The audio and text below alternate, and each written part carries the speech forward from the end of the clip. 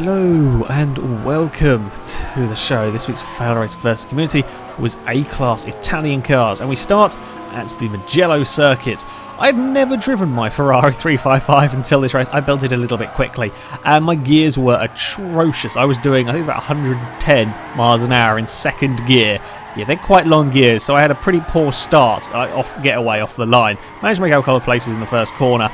The first corner here can normally be a little bit, or has been a little bit chaotic in previous events, because it's so wide. You often get people going sort of 3, even 4 wide at times. We got away without any major incidents. I think there's a bit of a bump further back. However, yeah, everybody got around the first corner relatively well. I found myself in second trying to chase down D Tomosa while an Alpha with a humongous wing. It is, in fact, the car in front has a humongous wing as well, but it looks even sillier on the Alpha Spider behind me. My Ferrari, as per normal with my cars when I build for these, a little bit more of a straight line speed car, not quite so good through the corners. The Alpha dived up the inside, only for me to do a cutback, and somehow, I'm not quite sure how I got away with it, get back up the inside of the Alpha for the next corner and hold the position for now. Of course, the Alpha was quite a lot better through the corners, and I knew it was, I was always likely to be fighting to keep it behind me through a lot of these faster corners. Husky was driving a Maserati. I'm not entirely sure how this Maserati's name is pronounced. However, we decided in the lobby that it is going to be called the Gibble. That's not how it's pronounced, but that's what it is called. So I shall be calling this car the Maserati Gibble from now on. I think everybody else should as well. He started, I think he had a very busy start. He'd been involved in a bit of bumping. I'm not even sure he hadn't had a spin on his own. Around the first lap, so he was making his way through the field. Maserati was much more of a handling car than my Ferrari was. Didn't have as much power, didn't quite have the straight line speeds of the cars around it. Well, the Alpha and the Lamborghinis that were behind him. It was quicker than the Lancia though. The Lancia really struggled in a straight line, as 3 cars go flying past it. The Alpha Montreal was very, very quick in a straight line as well. The Lamborghini Countach wasn't bad either. However, under braking, the Lamborghini, he didn't misjudge his braking as such. He would have got it stopped, just misjudged the width of his car, perhaps, and clonked the back of Husky. I'm not sure how Husky managed to save that one. Did a very good job of keeping it on the road. It probably runs out of road further around. The Lamborghini's trying to go around the outside. If you can keep your car on the outside, you would end up on the inside for the next corner. Lamborghini couldn't quite do it. The Lancias are getting involved as well. Lamborghini has a look at having a bit of a dive into the next chicane, thinks better of it, ends up all over the curbs, and everybody has just about survived without any major crashes and damage, which is always good to see. So this wasn't the most exciting of races. In fact, it's probably one of the most boring. There just wasn't much going on. You have this sometimes with racing where just not much happens, and that's kind of what went on in this race. Everybody sort of spread out. This was the closest group of cars on track. Husky was in 5th. I think this is 5th, 6th and 7th between Husky, the Alpha and the Countach. This was the closest group of cars on track pretty much at any point in this race. There was a Murcielago behind them that couldn't really keep up with this lot, and in front of them was a Lancia 037 that they couldn't catch. The Alpha, as you saw, very, very quick in the straight lines, closed right up to the back of Husky by the end of the straight and can deal with the first couple of corners. Husky was also going a little bit wide into a few of them, and again here, Maserati is a little bit wide. However, the Alpha is struggling with grips, sliding all over the place, runs a bit wide. Now all of that work he's done in the first few corners is all gone, and now the Countach is right behind him, and Husky is long gone in the distance. So, as I said, that just nothing happened pretty much in this entire race. These two were the most exciting cars on track for the entire time. The Countach trying to find a way past the Alpha. It is very hard to overtake when the car in front has got such a... It's not a massive straight line speed advantage, but the Alpha is the quicker of the two cars. And come the very, very long straight at Mugello, the Alpha does pull out a sizable margin. The Lamborghini catches up through these corners. However, he can't do very much about it. Mugello, I'm personally not a massive fan of Mugello. I tend not to drive it particularly. It's also quite a hard track to overtake. The first corner is a great opportunity for passing. The rest of the track, though, there really isn't that much in the way of overtaking opportunities. You can possibly overtake here if you're very, very brave. Lamborghini gets an excellent run out of these fast corners, but the acceleration of the Alpha is so much that he can't really do very much. He is on the inside at the moment, however that ends up on the outside for the next corner. The Lamborghini's brave and sticks it around the outside. I was expecting the acceleration of the Alfa to have him in front by the time they get to the next corner, but it didn't happen. Lamborghini keeps his car on the inside, and this is your other good overtaking opportunity on this track. Lamborghini stays on the inside. Alfa has a think, tries to go around the outside, just doesn't have the grip, and can't really do very much about that.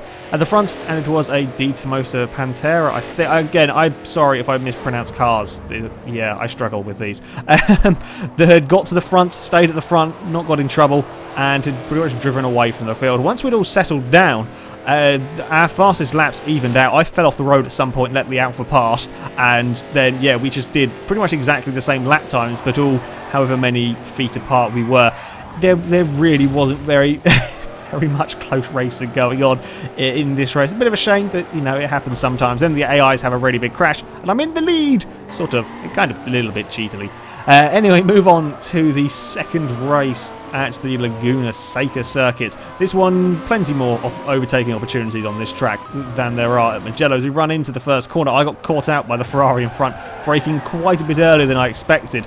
I'm not quite sure how I managed to avoid him. I did. Ended up slightly out of position, had no idea there was a Maserati on the inside of me, and there is a big crash.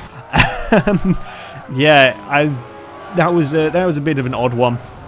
I ended up kind of in a weird position trying to dodge the 430, and yeah, there was a Maserati on the inside that I sort of turned into, and yeah, I ended up getting spun around. Amazingly, I did not take any significant damage. I mean, I had a bit of aero damage on my car. It wasn't massive though, and I don't know how I got away with that because I got hit a couple of times pretty damn hard in all of that chaos. I was a little bit disappointed actually, having had such a good start. I now found myself all the way at the back of the field and had an awful lot of work to do. But you get to do lots of overtaking when that kind of thing happens. So you've got to look for the positives, and sure enough, car in front falls off the road. The midfield in this race was to be an awful lot more exciting than it was in the first race. As I said, I had a lot of work to do and set about overtaking the cars in front. While my Ferrari had been built with a certain amount of straight line speed in mind, turns out an Alfa Mito was much quicker than me. I mean, okay, there's a little bit of aero damage involved in that, but that Alfa was incredibly fast. He's one of the faster cars in a straight line, possibly the fastest car in this race in a straight line, which is quite ridiculous. I'm not sure if it's four-wheel drive or front-wheel drive. It could be rear-wheel drive. Sorry, I keep forgetting what cars have what drivetrain swaps in Forza 4. Yeah, 8C's rear-wheel drive, so there's probably rear-wheel drive Alphas. This is a little bit later on. I was still making my way through the field. I got on the outside of another Alfa Romeo and get the pass done on the corkscrew. I was, yeah, that was a bit of a close your eyes and hope moment, that one. There was just about a Ferrari's width.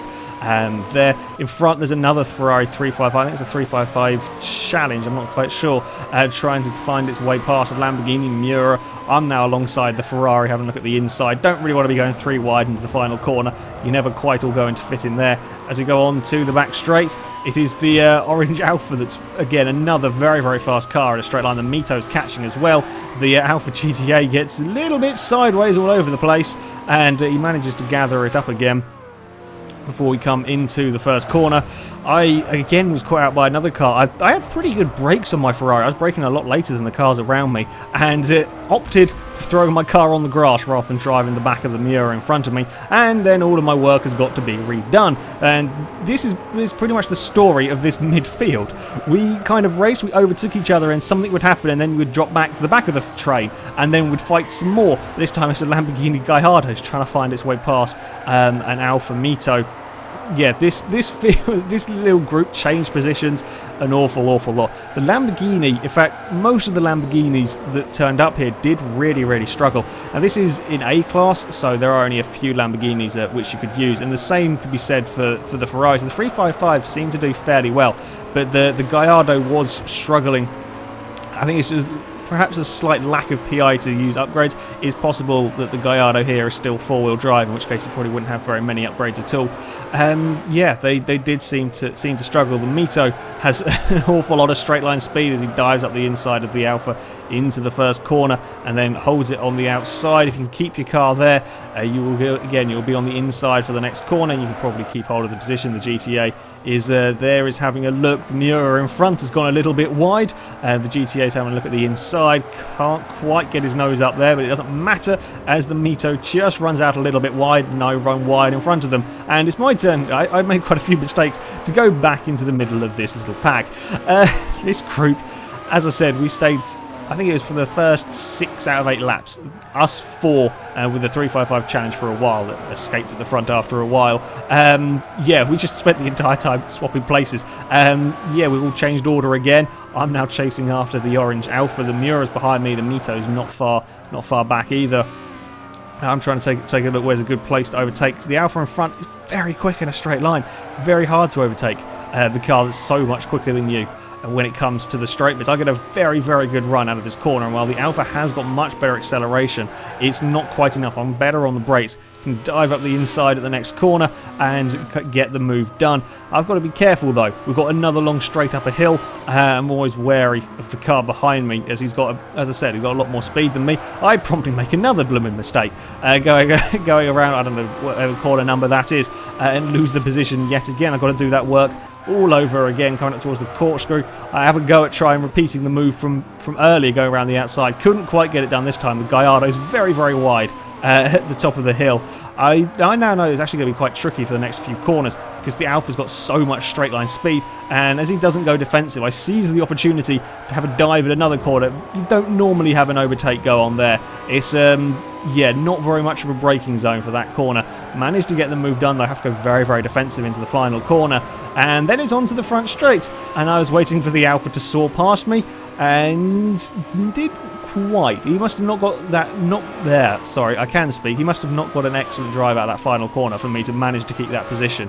As, yeah, he should have got past me on that straight. I got away with it, and as we come into the first corner, I can now use the much better handling of my Ferrari.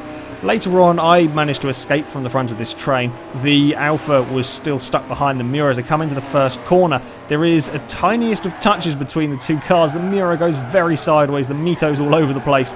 Somehow, I'm not entirely sure how, they both get away with it and things don't change. The Miura comes out in front. The Mito's behind. The Gallardo made up quite a bit of time.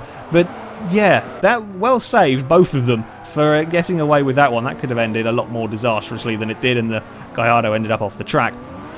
At the front, Husky had a very quiet race, pretty much. He got to the, I think he got into sort of 4th after the first corner mayhem, and then the cars in front sort of fell off the road, and he ended up in the lead and drove away from the field on the most part.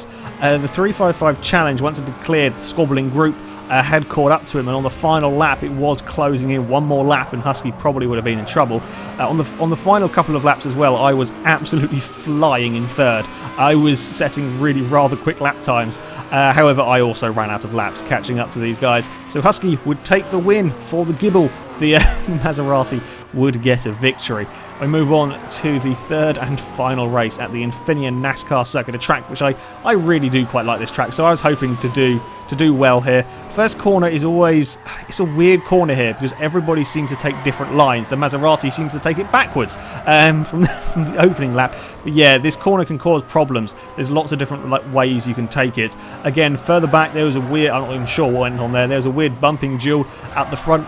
The Stratos just clipped the side of a Ferrari, or a minor tap on a Ferrari that spun the Stratos around directly in front of me, which I couldn't do much about. I ended up sort of hitting the side of him. I didn't get any damage in that one though. I got away with it. Yeah, it's a little bit chaotic opening start to this race. However, it did mean that the three of us at the front had already pulled a fairly sizable gap, as you can see, from the rest of the field. The rest of the field was all arguing pretty much over every position that was going. This the Ditamosa goes around the outside of an 037. That's a really scary place to overtake somebody on those corners. They're very bumpy, very, very fast. Very little in the way of braking zones. The Maserati has a dive up the inside of the Lancia as well. Lancia's in a little bit trouble, ends up a bit wide. Testarosa's having a look at the inside as well, gives it a little bit of a bump, can't quite get past. The Ditamosa's now chasing down a 360 challenge. I'm glad somebody had a 360 challenge. Really good car. Unfortunately, it's not that good in A class. You don't really have enough upgrades to do anything useful with it. The Ditamosa's looking for a way past. Tries to get up at the inside on the exit of the corner. The 037's in a little bit of trouble. Gets a big slide going. can't quite save it. Dietermoser then dives up the inside at the next sort of fast uphill chicane, and then around the outside for the top part. That's a pretty damn good overtake, going around the outside of somebody over the top of that hill. The Maserati was very sideways in the background. It's very easy to try that and end up very wide and on the dirt. At the front, things were equally close between a Lancia 037 and a Ferrari GTO. GTO dives up the inside. This is a tough place to overtake on, actually, as most of the corners are very, very fast, and you can normally get away with holding it around the outside. As you see, the Lancia has just about defended his position. The Ferrari is very, very quick. However, I'm not quite sure what happened. I think it hit the bump a little bit wrong, maybe too low or something wrong with the suspension, perhaps not quite for this track, and spins in front of the Lancia. Lancia had nowhere to go and ended up giving a bump, and the GTO ends up well off the track. I inherited the lead for all of 2 corners, and yeah, instantly get overtaken again, having run a little bit wide. Husky's busy defending from the Dietermoser as well. I'm now right on the back of the 037 as we run across the start-finish line. I've got more straight line speed. Have a look at the inside in the first corner. This is a scary place doing that. Trying to go too wide into this first corner normally ends badly. However, this time we gave each other just about enough room and we got away with it. Husky was busy battling with the Dietermoser as well, and come through the first corner. The Pantera can't quite get the move done yet. Again, it's having a look at getting alongside Husky's car. Husky's car just did not have the acceleration. It was good through the corners. It could carry decent corner speed, just didn't have the acceleration of some of the other cars, this Pantera included. As they run through the next couple of corners, Husky's there. He's sort of having a look if there's any chance. If you can see, the cars are getting a little bit laggy. Dietermoser has a very, very big slide. Husky's having a look at the outside now, see if he can make the most of that slight mistake, and then all sorts of lag goes on, and Husky's car is pointing backwards.